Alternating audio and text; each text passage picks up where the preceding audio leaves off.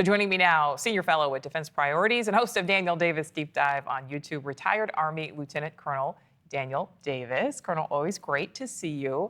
All right, so the Air Force, the Space Force, everyone is saying that this launch was a scheduled exercise. It was not done, according to them, in response to any current world events. So my question for you, how often are these types of tests being done, and what information is being gathered?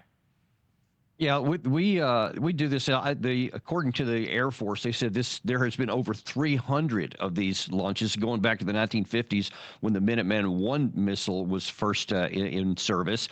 So I think that they're telling the truth on this one. I think that it really is just a regular standard deal to make sure that the ballistic missile force, especially silo launched ones like the one you're showing on the screen there, are effective, because it's really important. Because if you don't do these kind of tests, you never know if you need them. If you get into an emergency and you need to fire them, will they function? So it's critical that we do this. So I think that they're legit right here, because these things typically aren't something that's done on the spur of the moment. They have to get planned for these. You got to clear airspace. You got to get people all along the routes or whatever. It's kind of involved for safety precautions.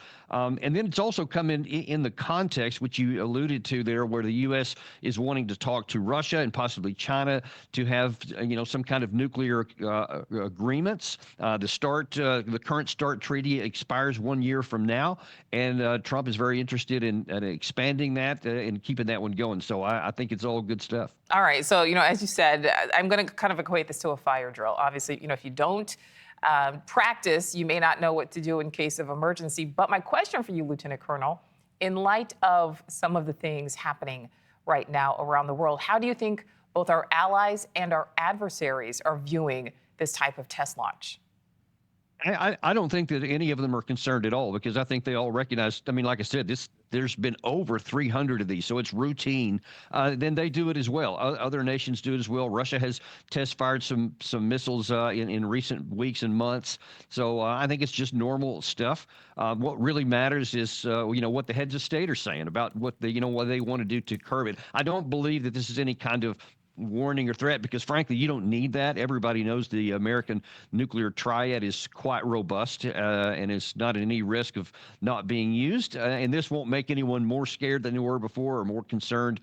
I just think it's business as usual. All right. Well, so speaking of America's nuclear triad and of Russia and then China as well, let's talk about nuclear capabilities. The U.S. leads the world, as we look at our screen here, followed closely by Russia, then China with significantly less in third place. But I'd like to listen, Lieutenant Colonel, to some of what President Trump has said when it comes to nuclear weapons held by other countries. The power of weaponry today is, and not only nuclear, but nuclear in particular, the power of weaponry is very important. I said before that I had very constructive talks in my first term with President Putin about the denuclearization of the two countries, and then we were going to go to China after we worked some kind of a deal. And we, at the confines of a deal, he really wanted to do it, so did I, denuclearize. All right, so Lieutenant Colonel, we see all of the things happening right now, with our president when it comes to talking to other countries. So what is your reaction to hearing those words from him? Do you think that will or could ever happen?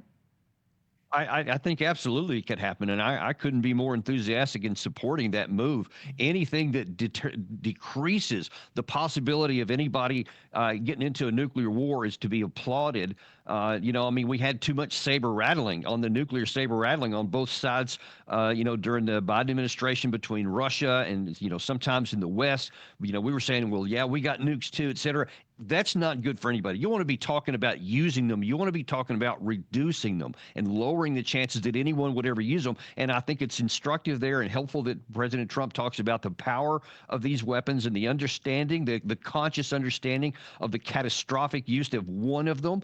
Because if you use one on an enemy, you can be sure that there's some coming back in the other direction. Ergo, it should never be used unless we're already attacked from it. And so, as everybody understands that, I think it's great. And anything that talks about Russia, the United States, and China lowering the nuclear threshold and reducing the number of weapons, I think that's a great thing. All right, my last question for you, and I want to ask this. This is connected, not necessarily directly, but in the midst of all this, we learned that Defense Secretary Pete Hegseth is ordering the Pentagon to drop plans for budget cuts.